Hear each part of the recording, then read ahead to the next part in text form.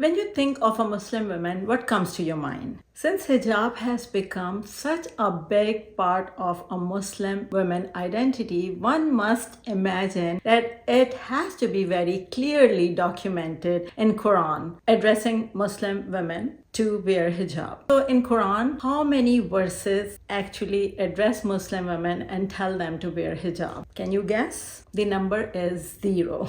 Before you get triggered or aggravated, hear me out. Nothing will happen by you getting triggered or emotional. We are not going to get emotional in this video because we are going to use our mind and logic, and we are going to figure out what Quran is actually saying, not what we've heard from Islamic scholars, not what we have seen in history and our ancestors doing. What actually is Quran telling us? Also, I'm going to later share that a lot of people post comments like these, and I have received a lot of similar comments, assuming that everyone agrees that it is an obligation for a Muslim woman to wear headscarf and to wear like abaya and to just completely fully cover herself. And the only controversy is whether niqab is an obligation or not. But this is not the case. A lot of Islamic scholars agree that we cannot prove that Quran has said hijab is an obligation for a Muslim woman. And I'm going to share all the sources. Either I'm going to share them in my video or I'm going to share it in my description section. So the most important verse in Quran regarding a Muslim woman clothing is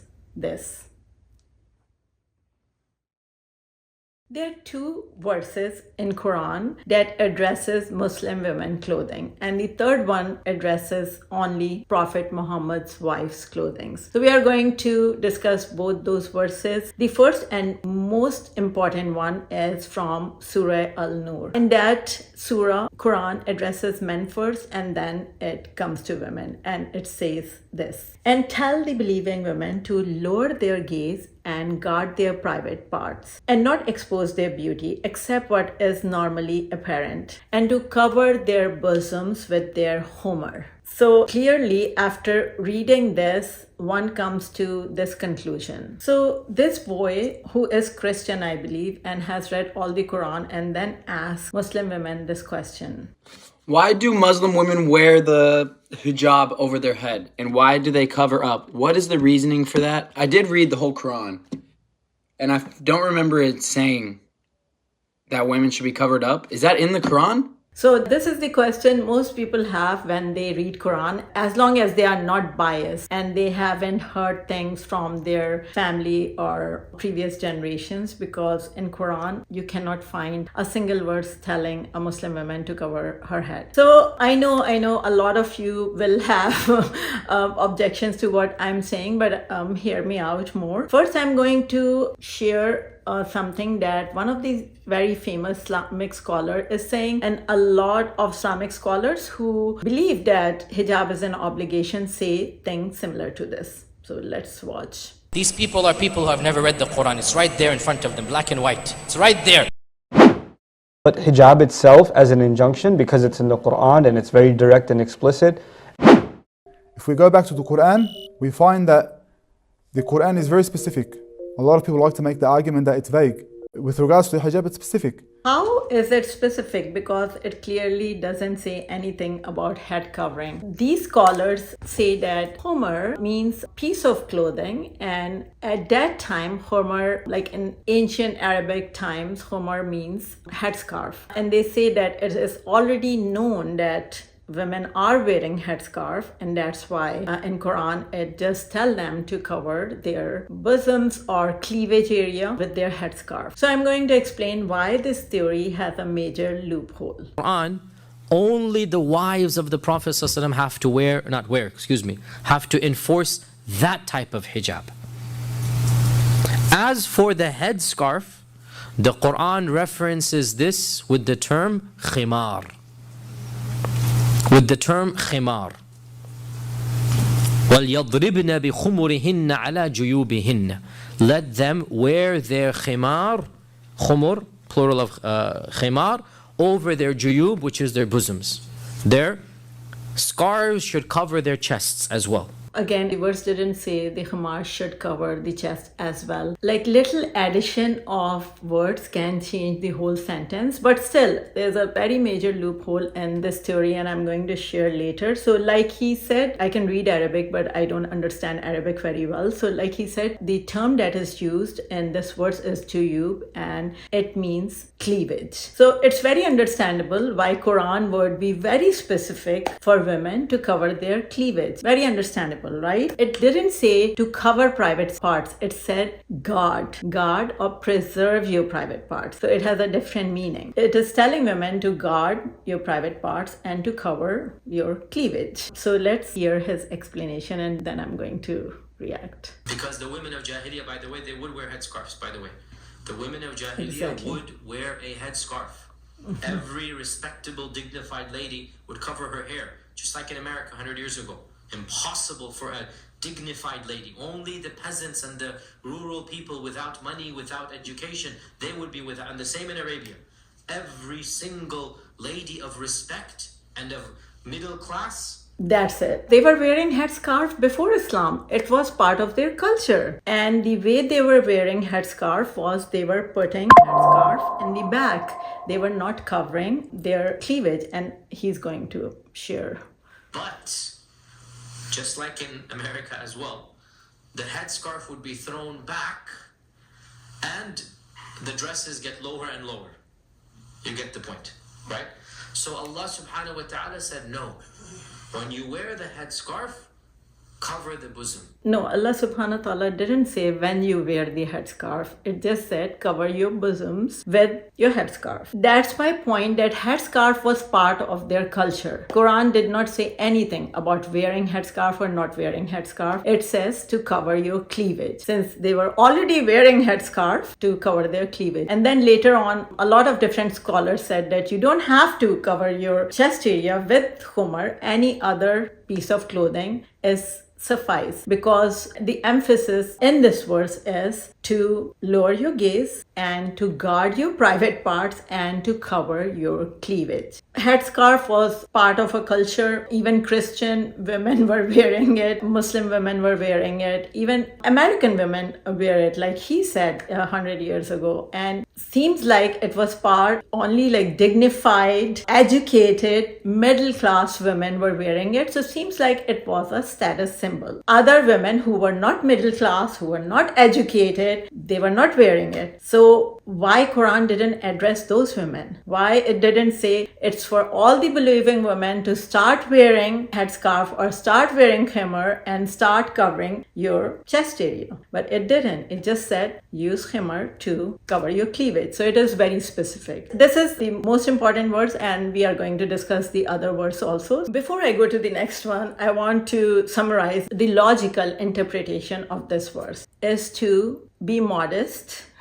wear modest clothing, guard your private parts, and cover your cleavage area. Even though that Quranic verse is very simple and to the point and emphasize on covering the cleavage area, Islamic scholars and Islamic influencers love to add a lot of other things in between. Here's a sample. So what is Allah ordering us to do? To put tightly something somewhere.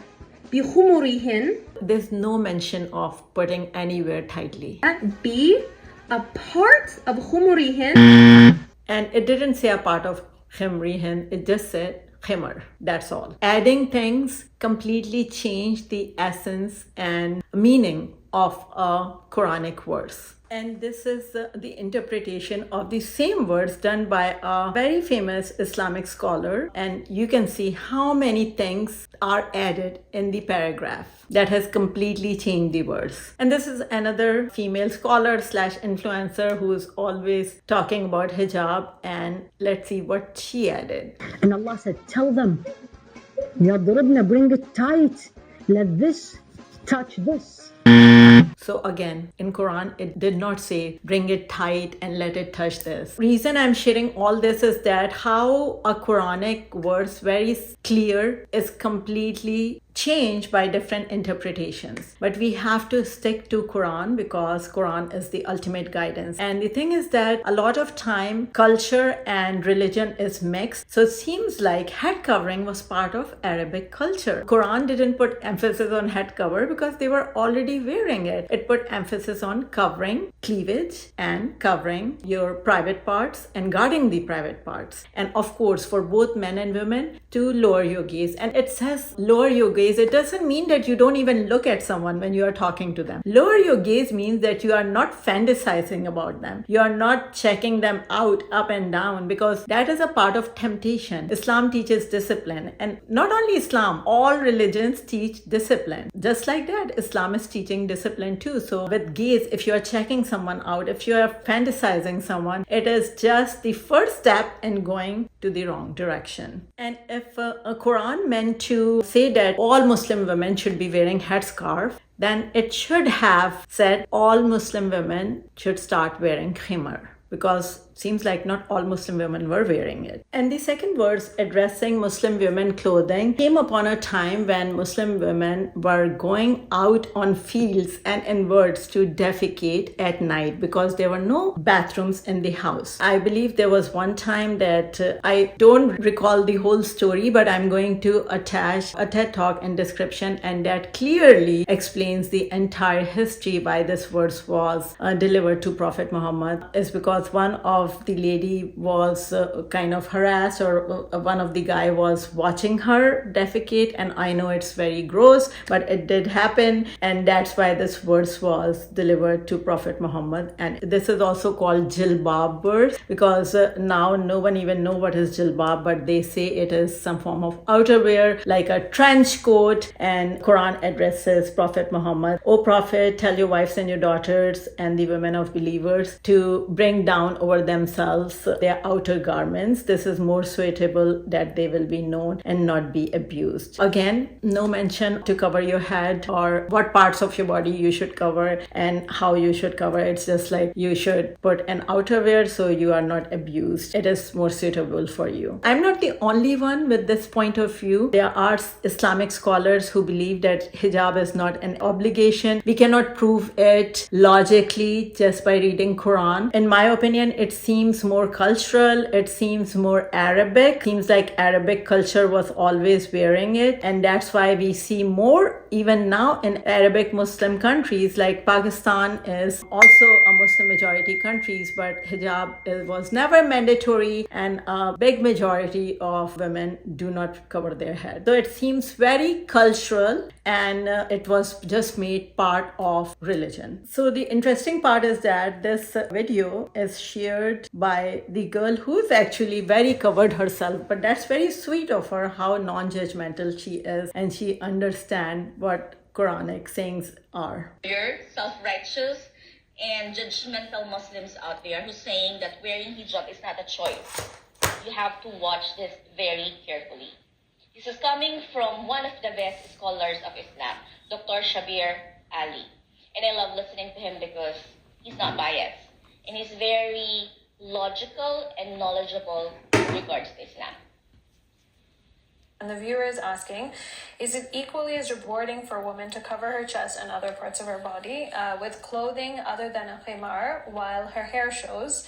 And can you be equally as modest with the hijab as without? So we still need to go back and ask the question as to how much of the covering is actually required. While even if we take the khimar and refer to the head covering, it says let them draw the khimars over their bosoms. It doesn't actually say that they must actually keep the khimars on their heads. And even though that may have been the normal practice, it doesn't mean that it's an obligation to continue with that normal practice. So what's an obligation has to be spelled out. This is an obligation as opposed to this is recommended or this is a good thing, but doesn't matter if you do it or not, something of this nature. So what you're saying is it's in the Quran, it just says to cover your chest. So technically speaking, then covering your hair is not mandatory? Well, from the Quranic wording, one would not derive the ruling that it is mandatory. Okay, so another one from similar video. I believe she's an Islamic scholar. She's also quite covered, but she said that she likes doing it and it's part of her culture. Bring me the Quranic verse that tells us that we have to wear the hijab. And don't forget, because I'm wearing the hijab and I have a huge issue, I have to justify it both to those who are against it and those who are for it. Yeah. There is no such ruling in the Quran. It's a man-made, a medieval scholars, male scholars, decided that for us. God has not told us. It's not a, it's not a requirement. It's not a sin. Now, the way I wear it because I like myself. Okay? Yeah. I'm not even going to. Yeah. This is the point. You see, you brought us an example of what Islam says. Which Islam says that? The medieval scholars of Islam? Exactly. And I'm going to share one other clip and then we are going to end our video. When people say to me, you took off your hijab, I say no.